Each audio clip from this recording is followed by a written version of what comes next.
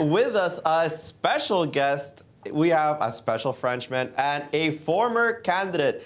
Maxime Vachier-Lagrave, welcome to the show. I'm sure that you've been watching this with bated breath. Tell us your opinions. How's it going? Hey Alejandro, hey Yasser, hey Dorsa. Good to see you. Hello. Hi, Maxime. It's been a long time. Also, we will be in St. Louis reunited in August. So Excellent. Wonderful. Excellent. We have the bug house table waiting for you. yeah, really can't wait. Right. Your first impressions about the candidates?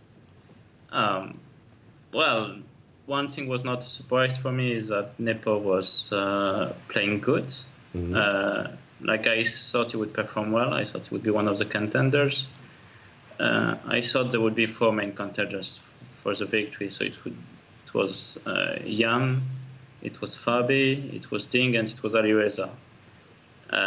That was my thought before the tournament. Obviously, some of the things have not been going as I predicted, but the two horses that are still in the race are among these four.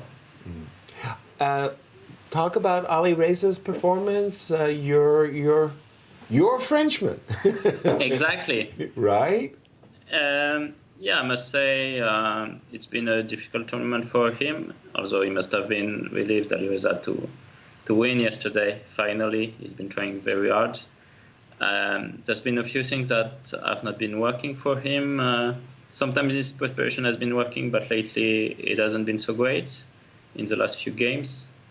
And also his time management has always been an issue, I think, with him. Sometimes he was playing too fast. Lately he was playing too slow. And this time again, I think he's tanking on some decisions where he shouldn't really. So, but we can still see, the potential, why he's such a rising star, why he helped us to win the silver medal in European Team Championship, why he won the Grand Swiss. So, there's definitely hope for the future for France with Alireza and I. Yeah. Well, it's quite interesting. So I knew Alireza when he was yay high. He's same age as my brother, so they would play in the same youth championships, and I would prepare against him, and it was very fun. I know he has a very, very supportive father, and I do think that's one of his huge success reasons is his family support on top of his own talent. But the other question, I have two questions for you. Question number one is about the painting. I'm sorry. Is that a chessboard middle of that painting? Okay, nice. It's not my painting. I'm not at my place. Oh, okay. And we will not ask where.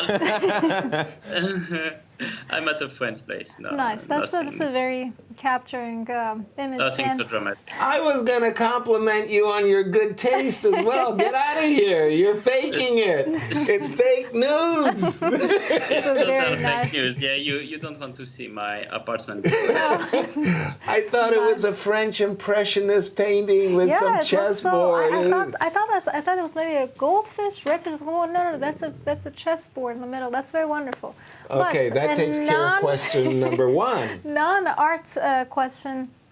Well, what are your thoughts on the potential idea that Magnus will not play Nepo if he wins? Where do you think that's gonna go? Well, I think first that Magnus is generally brutally honest when he says something. At least parts of him thinks that it's true, and so there's a very serious chance that he will not play if Nepo or maybe someone else wins. And I can understand that because, of course, working 6 months in advance for every championship match can be grueling, and it's been 10 years for Magnus. So, I wouldn't be surprised if he sticks to his opinion. I also wouldn't be surprised if he decides to actually play. Like he said, it's a matter that's bugging him and that he's thinking about himself. Now the question is, of course, whether if he actually wants another type of cycle for the World Championship, maybe not ending in match, then he probably should offer a replacement if he really thinks that's the way to go. I mean, there's an argument for that. So it's, but it's definitely, I mean, the ball is in his court. Wonderful. If I can turn your attention, Maxime, to a position that you may be familiar with, the Najdorf. It's Hikaru versus Ali Reza. You get the way Ali has been playing it in the opening was not Najdorf-like. It was more Sveshnikov-like, actually. Yes. Right. Your take on the current position. We've seen a trade on b3, d5 takes, queen takes, and we're up to date with the players after the move c2, c4. How would you break down the position for our audience, and who stands better?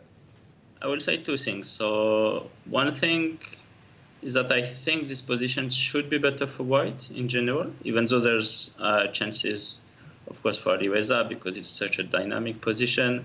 King is still in the center, but it's not yet a big issue. Could become one in the next two moves, but let's say there's still time to castle. And second thing, well, I've been played Hikaru a few times.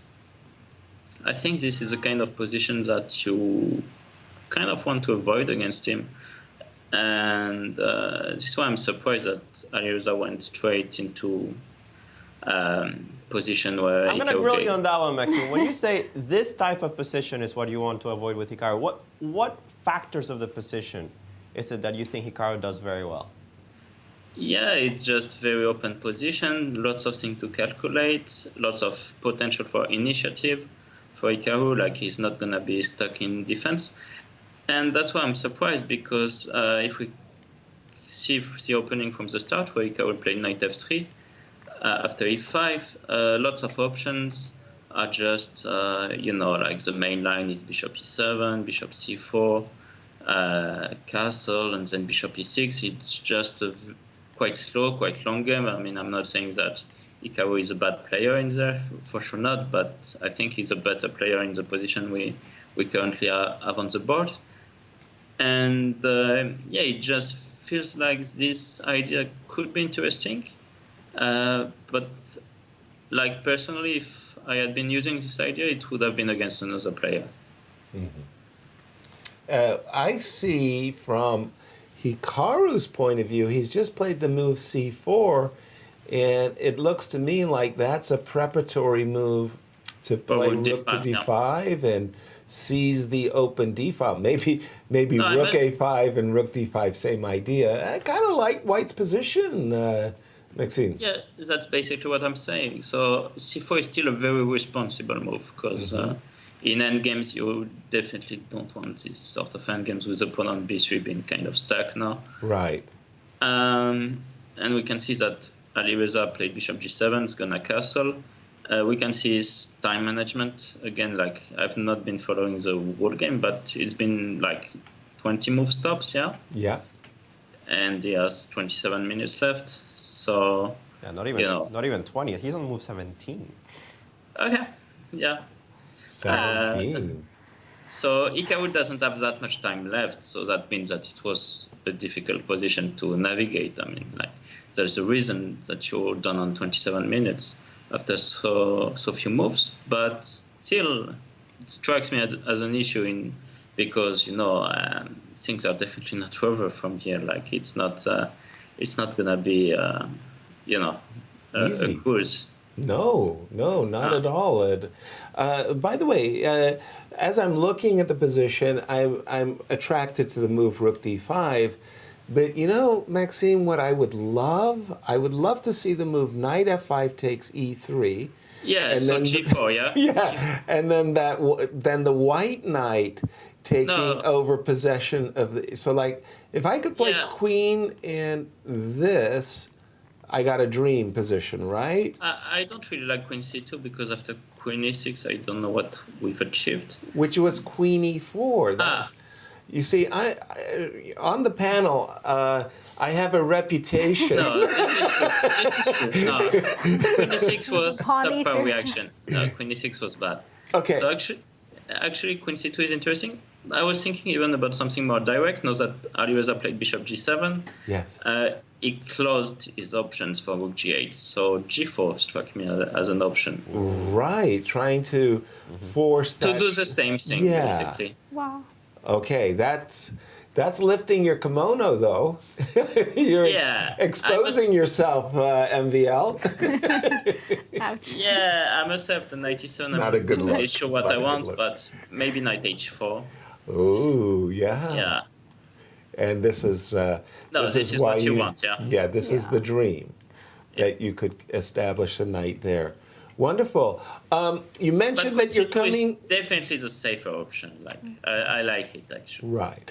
You mentioned that you're coming to St. Louis. We're going to provide you, of course, a wonderful St. Louis welcome. You got the Grand Chess Tour. Now that the Grand Chess Tour is also a part of the FIDE cycle, right? There's you get 2 qualifiers. What are your thoughts about your own candidacy for future candidates? You want to get back in the mix? Well, certainly, and I do think I will have a good chance to qualify through Grand Chess Tour. But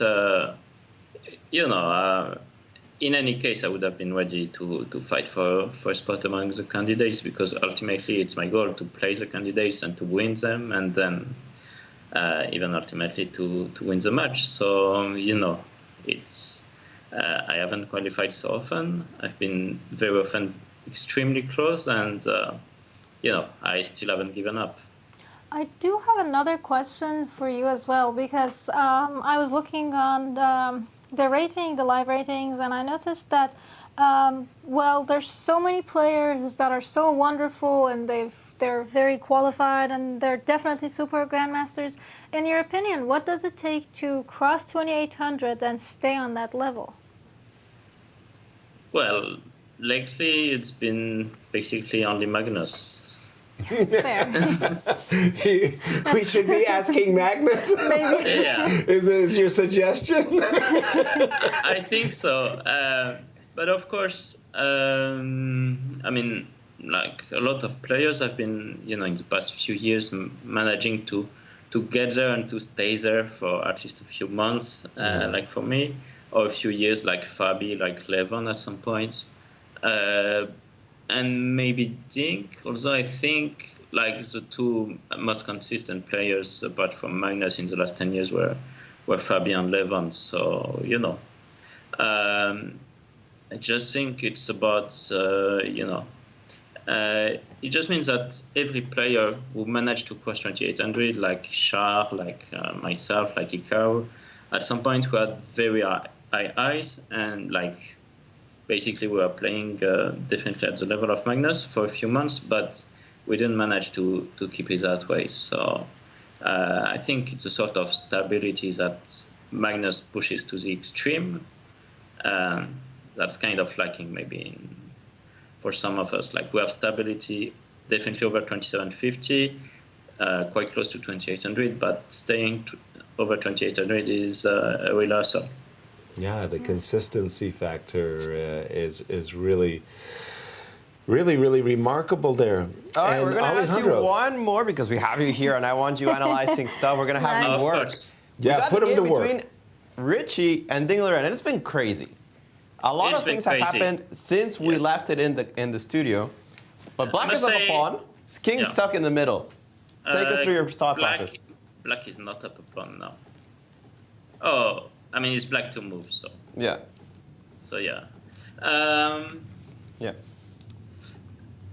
I don't know. So like what I see immediately is White's king is not safe. It's safe for now, but if the dark square bishop is not there to cover h4, it's definitely not safe because the king is stuck.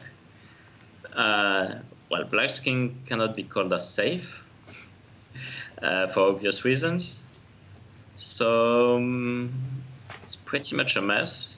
Positions that the computer would evaluate much better than I do. But if I were to choose, I'd probably still pick White. But objectively, I think Black must be at least fine, maybe more than that.